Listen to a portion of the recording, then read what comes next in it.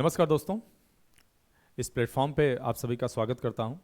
हमेशा की तरह आज हमारी ये चौथी वीडियो है और यहाँ पर हम आधुनिक भारत के इतिहास के जो पिछले सालों के पूछे गए प्रश्न हैं उनकी व्याख्या लेके आते हैं। इससे पहले हमारी जो वीडियो आ चुकी हैं आप हमारे चैनल पे जाइए, देखिए उनको, उनसे लाभ उठाइए। यहाँ पर हम आज आधुनिक भारत के जो 2022 तक प्रश्न पूछे गए थे उन प्रश्नों में ये हमारी आखिरी श्रृंखला है और यहाँ हम आज ये प्रश्न देखने के बाद समाप्त कर रहे हैं। उसके बाद हमारा, अगर आपने चैनल सब्सक्राइब कर रखा है, उम्मीद यही करता हूँ, तो आपको जो नई इन्फॉर्मेशन होगी हमारी इससे संबंधित वो मिलने वाली है जल्दी ही।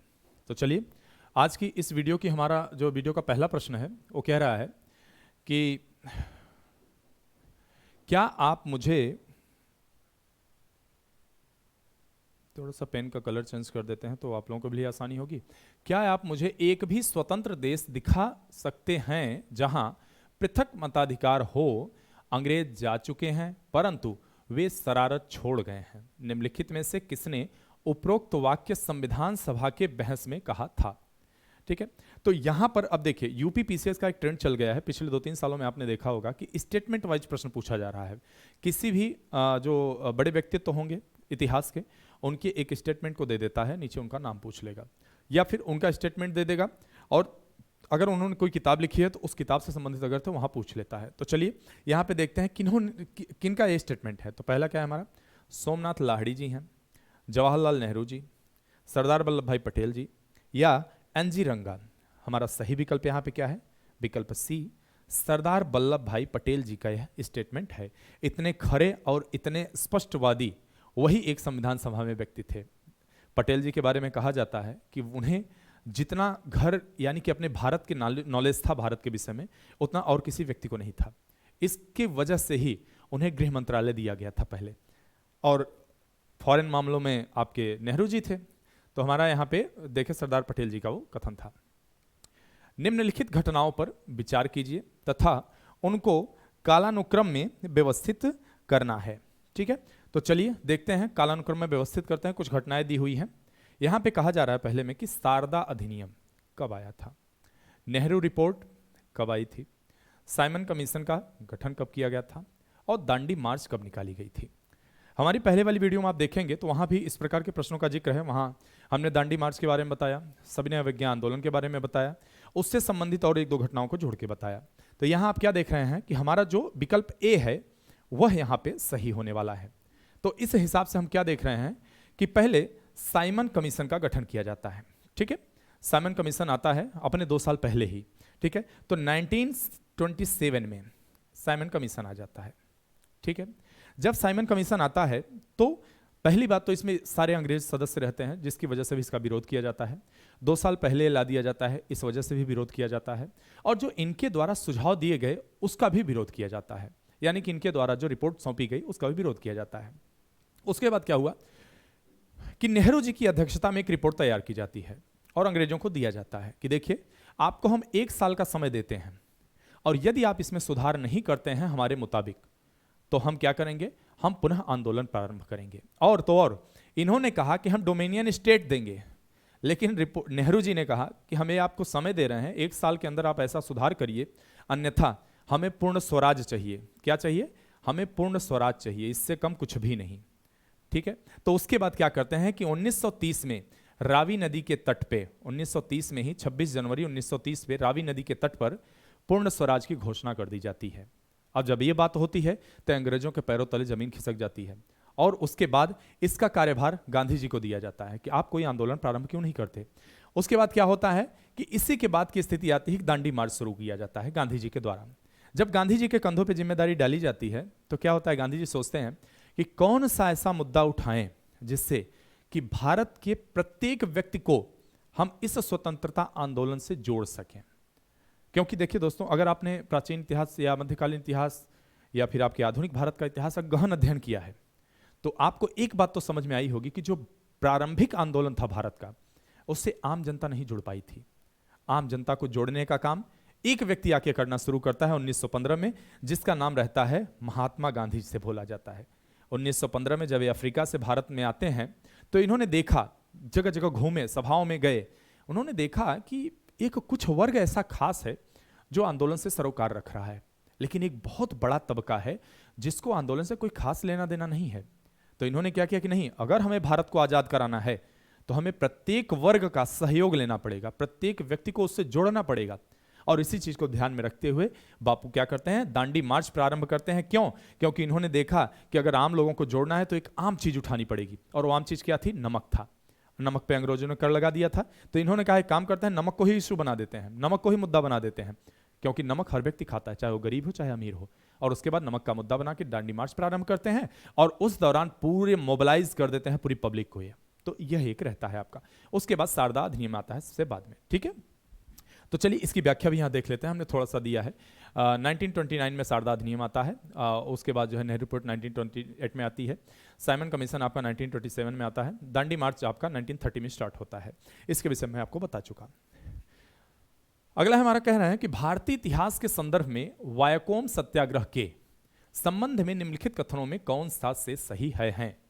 ठीक है, तो यहां पे दो स्टेटमेंट दिए हुए हैं। ठीक है, तो इसमें आपको जो समझने वाली बात है वो ये है कि जैसे मान लीजिए कि हम कहते हैं कि वायाकोम सत्याग्रह, तो आपको यहां क्या क्या मिलने वाला है, जैसे मैं पहले भी बता चुका हूं, हमारा प्रश्न तो एक रहेगा लेकिन उसकी व्याख्या में आपको कई प्रश्न मिलने वाले हैं। ठीक है, तो इसलिए हमें ध्यान देने वाली बात है। जब हम वायाकोम की बात करते हैं तो ये दक्षिण भारत पहले जाना पड़ेगा। यह आंदोलन दक्षिण भारत से संबंध रखता है, केरल क्षेत्र से। तो यहां पे क्या होता है कि जो जातिगत रूढ़ियां होती हैं वे बड़ी ही मजबूत स्थिति में होती हैं साउथ में, दक्षिण भारत में। वहां पे गैर ब्राह्मणों को मंदिरों में प्रवेश, गैर ब्राह्मणों को सार्वजनिक स्थानों पर प्रवेश, इन सब चीजों के लिए बहुत संघर्ष करना पड़ता था। और इसी सब चीजों को ध्यान में रखते हुए विनोबा भावे हुए या ज्योतिबा फुले हुए या फिर बहुत सारे ऐसे लोग हुए हैं जिन्होंने अछूतों के लिए, जो तथाकथित अछूत होते थे, स्पृश्य होते थे, उनके लिए इन्होंने काम किया। इस चीज को ध्यान में रखते हुए गांधी जी भी आगे बढ़ते हैं। जब पूना पैक्ट होता है तो गांधी जी ने देखा कि आखिर अंबेडकर की जिद क्यों थी ऐसी, अंबेडकर इतने जिद क्यों कर लिए, और अंग्रेजों ने अपने खेल में अंबेडकर को कैसे शामिल कर लिया। तब गांधी जी को समझ में आता कि नहीं, एक ऐसा तबका भी है जिससे भी बराबरी का उतना ही अधिकार है जितना हमें। उसके बाद वो हरिजन बोलते हैं। ठीक है, उसके बाद हरिजन शब्द का वो इस्तेमाल करने लगते हैं इनके लिए। तो यह बड़ी रोचक कहानी है, हम जब कभी विस्तृत में इतिहास पढ़ेंगे तो इसके विषय में जरूर चर्चा करेंगे। तो चलिए अपने प्रश्न पे आते हैं। तो पहला विकल्प क्या कह रहा है, यह अस्पृश्यता और जातिगत भेदभाव के विरुद्ध एक सत्याग्रह है। ठीक है, दूसरा कथन है महात्मा गांधी ने इस सत्याग्रह में भाग लिया। ये बात दोनों कथन सत्य हैं।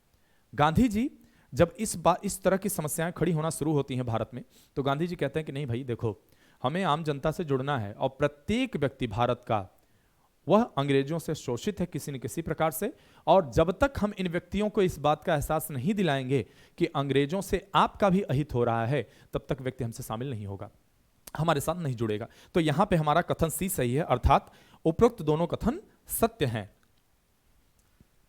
उपरोक्त दोनों कथन सत्य हैं। अगला प्रश्न है हमारा, एशियाटिक सोसाइटी ऑफ बंगाल का संस्थापक कौन था। तो एशियाटिक सोसाइटी ऑफ बंगाल का संस्थापक, यहां पे हमारे पास 4 विकल्प हैं, Jonathan Duncan, sir William Jones, Warren Hastings और विलियम बेंटिक। ठीक है, तो जो यहां पे विकल्प बी है विलियम जोन्स, यही एशियाटिक सोसाइटी ऑफ बंगाल का संस्थापक था। देखिए यहां एक चीज मैं आपको बता दूं कि अंग्रेज यहां पे जितना भी कार्य किए हैं, चाहे वो किसी प्रकार का कॉलेज बनाए या यूनिवर्सिटी बनाए या स्कूल बनाए या किसी तरह की सोसाइटी उन्होंने बनाया, तो उसमें उनका जरा सा भी ये उद्देश्य नहीं था भारतीयों का भला हो। इस गलतफहमी में मत रहिएगा। उनका सिर्फ और सिर्फ एक उद्देश्य होता था कि अगर हमें कुछ भारतीयों को लिटरेट करना है, अगर कुछ भारतीयों को शिक्षित करना है, अगर कुछ भारतीयों को योग्य बनाना है, तो केवल इसलिए बनाना है कि अंग्रेजी साम्राज्यवाद की जो नींव हो वो काफी गहराई में घुस जाए। ठीक है, काफी गहरी हो जाए, साम्राज्यवाद की मजबूती मिले साम्राज्यवाद को। केवल इसलिए उन्होंने इस प्रकार की व्यवस्थाएं की थी। अगर उन्होंने रेल बिछाई तो केवल इसलिए बिछाई कि हमारे अंग्रेजों को सही स्थान पे सही समय पहुंचने में सुगमता हो। अगर उन्होंने बिजली लाई या तार लाए तो उसके लिए क्योंकि अपने शासन को और मजबूती प्रदान की जा सके, ना कि इसलिए कि भारतीयों का कल्याण हो। ठीक है, तो चलिए इस प्रश्न के संदर्भ में हम आगे बढ़ते हैं। तो एशियाटिक सोसाइटी ऑफ बंगाल की स्थापना वर्ष 1784 में 1784 में सर विलियम जोन्स द्वारा की गई थी। ठीक है, इसके विषय में इतनी इंफॉर्मेशन काफी है।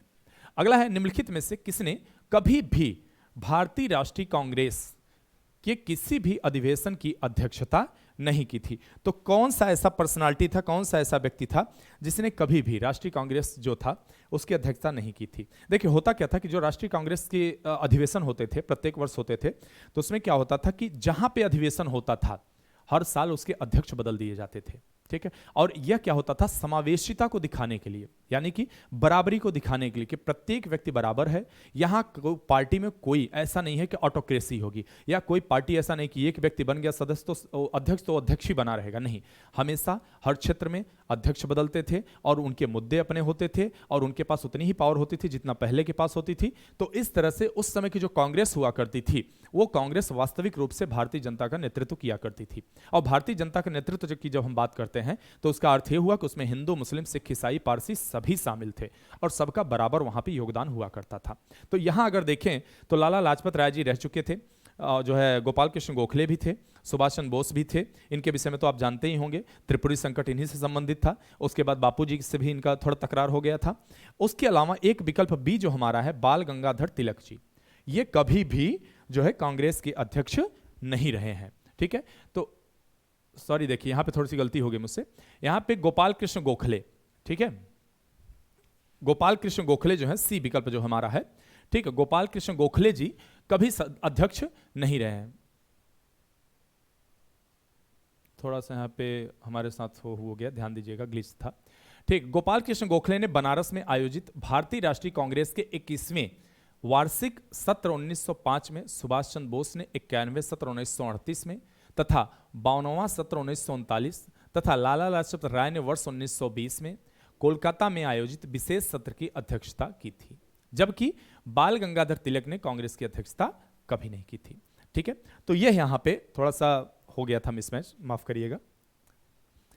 अगला है, ब्रिटिश इंडिया के निम्नलिखित में से किस अधिनियम ने सामूहिक कार्य संचालन के स्थान पर विभाग या विभागीय पद्धति द्वारा वायसराय की कार्यकारिणी परिषद पर उनके प्राधिकार को और अधिक बल दिया था? तो अगर हम यहां देखें तो इसका अर्थ यह हुआ कि पोर्टफोलियो का बंटवारा, यानी कि जैसे आप देखेंगे तो अभी क्या होता है कि जब नई सरकार बनती है तो क्या होता है कि वहां विभागों का बंटवारा किया जाता है। जैसे अगर मान लीजिए कोई व्यक्ति प्रधानमंत्री बनता है तो प्रधानमंत्री के अधीन बहुत सारे विभाग होते हैं ना, तो सारे पे प्रधानमंत्री तो एक साथ कार्य नहीं कर सकता ना। तो वैसी परिस्थिति में क्या होता है कि कुछ जिम्मेदार व्यक्तियों को चुना जाता है, जिम्मेदार सदस्यों को चुना जाता है और उन्हें कहा जाता है कि संबंधित विभाग की जिम्मेदारी अब आपकी हुई और उस विभाग से संबंधित सर्वोच्च निर्णय आप ले सकते हैं, ठीक है। तो उन्हें कैबिनेट मंत्री का दर्जा दिया जाता है, उन्हें कैबिनेट मिनिस्टर बोला जाता है। तो यह जो प्रक्रिया है यह कहां से प्रारंभ हुई थी? तो हमारे पास यहां 4 विकल्प हैं हमेशा की तरह, भारतीय परिषद अधिनियम 1861, भारत सरकार अधिनियम 1858, भारतीय परिषद अधिनियम 1892 और भारतीय परिषद अधिनियम 1909। तो किसके द्वारा किया गया था? तो भारतीय परिषद अधिनियम 1861 के द्वारा पोर्टफोलियो प्रणाली की शुरुआत की गई थी। कहीं कहीं आपको 1862 मिलेगा तो कंफ्यूज नहीं होना है, 1862 भी कहीं कहीं लिखा हुआ मिलता है। भारतीय परिषद अधिनियम 1861 में, ठीक है, 1861 के द्वारा वायसराय की परिषद को कानून बनाने की शक्ति प्रदान की गई, जिसके तहत वायसराय कैनिंग ने विभागीय प्रणाली की शुरुआत की थी, ठीक है। 1861 में कैनिंग के द्वारा यह प्रारंभ किया गया था और उसके बाद क्रमशः हमने भी अपनाया, चूंकि ब्रिटेन से भी हमने सारी ये परंपराएं ली थी तो इसलिए उसी तरह की चीजें हमारे यहां भी देखने को मिलने लगी थी। अगला प्रश्न है हमारा कि राजा रणजीत सिंह ने किस स्थान पर अदालत ए आला, ठीक है, की स्थापना की, ठीक है। तो राजा रणजीत सिंह जो कि इनका जो क्षेत्र था, अगर देखें तो इनके जो शासन का क्षेत्र हुआ करता था, चूंकि ये पंजाब में से थे, तो अगर आप इस तरह क्षेत्र देखते हैं तो उस समय जो अविभाजित भारत था तो इस क्षेत्र में शासन करते थे, ठीक है, इस क्षेत्र में। तो जो आधुनिक पाकिस्तान है वो हिस्सा भी रणजीत सिंह के हिस्से ही आता था, रणजीत सिंह के हिस्से ही वो भी रहता था। तो उन्होंने क्या किया था कि लाहौर में इस तरह की अदालत की स्थापना की थी, अदालत ए आला। और इस अदालत ए आला में जो मुख्य न्यायाधीश का कार्य होता था वो स्वयं रणजीत सिंह देखा करते थे। कहीं कहीं रणजीत सिंह मिलेगा, कहीं कहीं रणजीत सिंह मिलेगा, तो घबराइएगा मत आप लोग, ठीक है। तो रणजीत सिंह का राज्य 4 प्रांतों कश्मीर, मुल्तान, पेशावर और लाहौर में बटा हुआ था। रणजीत सिंह की न्याय व्यवस्था कठोर थी। राज्य की सर्वोच्च अदालत का नाम अदालत ए आला थी। यह अदालत लाहौर में स्थित थी, ठीक है, और प्रधान न्यायाधीश स्वयं रंजीत सिंह जी हुआ करते थे, ठीक है। तो यहां पर हमने क्या देखा कि उनके राज्य के बारे में देखा, प्रांत कहां कहां उनका फैला हुआ था। उसके अलावा देखा कि प्रधान न्यायाधीश वो स्वयं हुआ करते थे और जो है ये लाहौर में अदालत स्थित थी। अगला है, सत्यशोधक समाज के संस्थापक कौन थे? सत्यशोधक समाज एक था, इसके संस्थापक कौन थे? जिनका प्राथमिक जोर सत्य की खोज पर था, ठीक है। तो ये यहां पे प्रश्न इसलिए जरूरी है कि देखिए, मैं पहले भी बता चुका हूं, जो सामाजिक सुधार आंदोलन थे, यानी कि समाज का जो प्रत्येक तबका था उसको आंदोलन से जोड़ना एक प्राथमिक कार्य था। क्यों? क्योंकि अगर आप अंग्रेजों जैसी महाशक्ति से लड़ना है तो आप अकेले या कुछ हिस्से के लोग मिलकर नहीं लड़ सकते। उसके लिए जब आप आंदोलन की बात करते हैं तो उसमें प्रत्येक वर्ग, आपके शरीर का, आपके देश का, आपके राज्य का प्रत्येक हिस्सा जब तक काम नहीं करेगा तब तक आप एक बड़ा आंदोलन नहीं छेड़ सकते हैं। चाहे आप अपने जीवन की ही बात कर लें, अगर आप अपने पढ़ाई की बात करें, कंपटीशन की बात करें, ये भी एक आंदोलन ही है अपने। तो अब इस आंदोलन को आप तभी जीत सकते हैं, इस आंदोलन में तभी लक्ष्य तक पहुंच सकते हैं जब आपके शरीर का प्रत्येक अंग आपका साथ दे। पता चला आपका सर दर्द कर रहा है, आपकी आंख दर्द कर रही है, आपका गर्दन दर्द कर रहा है, पेट दर्द कर रहा है, तो आप कैसे पढ़ाई करेंगे? उसी तरह से देश भारत था उस समय। यहाँ के जो प्रत्येक अंग थे, अंग का अर्थ हुआ यहाँ रहने वाला प्रत्येक वो निवासी, यहाँ रहने वाला प्रत्येक वर्ग, उससे संबंध इसका था कि अगर वे सारे नहीं जुड़ेंगे तो आंदोलन कैसे सफल होगा। दूसरी चीज, सबसे बड़ी समस्या थी ये कि अगर अंग्रेज चले जा रहे हैं, अगर अंग्रेज चले जा रहे हैं तो वैसी परिस्थिति में भारत की सामाजिक संरचना कैसी होगी? क्या अछूतों के लिए, दलितों के लिए वही व्यवस्था बनी रहेगी जो कभी हुआ करती थी पहले से? नहीं, हमें बदलाव चाहिए थे। और इस समय क्या था कि जो कुछ दलित नेता थे, या फिर कहा जाए तो जो दलितों के बारे में सोचते थे, जो पिछड़ों के बारे में सोचते थे, उन्हें लगता था कि यही समय सही समय है। अगर अंग्रेज मान गए हमारी बातें तो कहीं ना कहीं हम इसी समय बदलाव ला सकते हैं और यही सही वक्त है कि हम अपने वर्ग के लोगों का उद्धार कर सकते हैं। तो इसलिए बहुत सारे लोग आगे आते हैं, चाहे वो महिलाओं से संबंधित, चाहे विधवाओं से संबंधित, चाहे बाल विवाह को लेकर, चाहे सती प्रथा को लेकर, चाहे दास प्रथा को लेकर, कहीं न कहीं इन सामाजिक कार्यकर्ताओं ने बड़ा ही अहम योगदान दिया है इस क्षेत्र में। तो चलिए हम अगला बढ़ते हैं, अपना क्या देखते हैं यहाँ पे। 1873 ईस्वी में सत्यशोधक समाज की स्थापना ज्योतिबा फूले ने किया था, ठीक है। इन्होंने शक्तिशाली गैर ब्राह्मण आंदोलन, ठीक है, का संचालन किया। इन्होंने अपनी पुस्तक गुलामगिरी एवं अपने संगठन सत्यशोधक समाज के द्वारा दलितों और वंचित वर्गों को न्याय दिलाने का कार्य किया। अब देखिए, जैसा कि मैं बोल चुका हूं कि हमारे एक प्रश्न में कई सारे प्रश्न होते हैं, तो यहां आप क्या देख रहे हैं? पहला आपने देखा कि सत्यशोधक समाज की स्थापना कब की गई, तो 1873 में, 1873 में सत्यशोधक समाज की स्थापना की गई। ये आपको एक इंफॉर्मेशन मिली। दूसरा क्या है कि गैर ब्राह्मण आंदोलन अगर पूछ ले कि निम्न में से किसने संचालन किया था, तो किसने किया था? ज्योतिबा फूले जी ने। दूसरा क्या है कि इनकी पुस्तक का नाम क्या है, तो गुलामगिरी, गुलामगिरी इनकी पुस्तक का नाम है जिसको इन्होंने लिखा था, ठीक है। तो अब देखा जाए अगर, तो क्या है, हमारे पास कई सारी इंफॉर्मेशन है, ठीक है। अगला क्या है प्रश्न हमारा? निम्नलिखित घटनाओं पर विचार कीजिए, उनको कालानुक्रमानुसार व्यवस्थित करना है। तो चलिए कालक्रमानुसार हम इन्हें व्यवस्थित करते हैं और देखते हैं कि यहां पे क्या है। पहले दिया है गदर पार्टी, फिर दिया है चिटगांव शस्त्रागार छापा, फिर दिया है बर्लिन में इंडियन इंडिपेंडेंस कमेटी की स्थापना, और फिर दिया है केंद्रीय असेंबली कांड, ठीक है। ये केंद्रीय असेंबली कांड बड़ा इंपॉर्टेंट हो जाता है क्योंकि इसी के बाद आपको सुखदेव, राजगुरु और भगत सिंह को फांसी दी जाती है। हालांकि ये इतिहास में अगर कहा जाए तो जब हम मॉडर्न इंडिया पढ़ेंगे, जब आधुनिक भारत हम लोग पढ़ेंगे, तो यह क्षेत्र बड़ा सेंसिटिव है। यहाँ पे कई बार इसी चीज़ को आधार बना के गांधी जी के ऊपर आरोप किया जाता है कि वो चाहते तो बचा लेते, ठीक है। इरविन के साथ जब उनका समझौता हो रहा था, उनको उस समय काफ़ी महत्व दिया जा रहा था, लेकिन उन्होंने नहीं बचाया। तो इन सब चीज़ों का समाधान हम आपको देने वाले हैं। फिलहाल अभी यहाँ हम देख लेते हैं। तो यहाँ क्या है कि हमारा पहले गदर पार्टी है, ठीक है, गदर पार्टी की स्थापना होती है। उसके बाद बर्लिन में इंडियन इंडिपेंडेंस कमेटी की स्थापना की जाती है। उसके बाद जो है चिटगांव शस्त्रागार पे छापा पड़ता है। तो इस हिसाब से हमारा विकल्प ए सही है, 1 3 4 2, ठीक है। तो क्या कह रहे हैं कि गदर पार्टी 21 अप्रैल 1913, ठीक है। तो 1913 में 21 अप्रैल 1930 में गदर पार्टी की स्थापना की जाती है। इंडियन इंडिपेंडेंस कमेटी की स्थापना बर्लिन में की जाती है 1914 में, ठीक है। केंद्रीय असेंबली बम कांड 8 अप्रैल 1929 को किया जाता है, ठीक है। चिटगांव शस्त्रागार छापा 18 अप्रैल 1930 को किया जाता है। अगला प्रश्न है हमारा, और उसमें क्या है कि जलियांवाला बाग हत्याकांड के विरोध में किसने ब्रिटिश सरकार की नाइटहुड की उपाधि वापस कर दी थी? देखिए, होता क्या था कि जैसे अंग्रेज जो होते थे कि भारत में जब आए हो तो उनकी ये रणनीति थी कि उनकी पॉलिसी होती थी कि जो उनके साम्राज्य की मदद करता था, जो उनके साम्राज्य के लिए सहयोग करता था, उसको क्या करते थे, कोई कोई उपाधि दे देते थे। राय रायन की उपाधि, राजा की उपाधि, नाइटहुड की उपाधि, सर की उपाधि, इस प्रकार की उपाधियां दिया करते थे। और वो इसलिए दिया करते थे कि आप तो हमारे साम्राज्य की मदद कर रहे हैं। और ऐसे बहुत सारे भारतीय अंग्रेज थे, हम उन्हें भारतीय अंग्रेज कहते हैं क्योंकि हो थे तो भारतीय, लेकिन उनकी मानसिकता अंग्रेजी थी।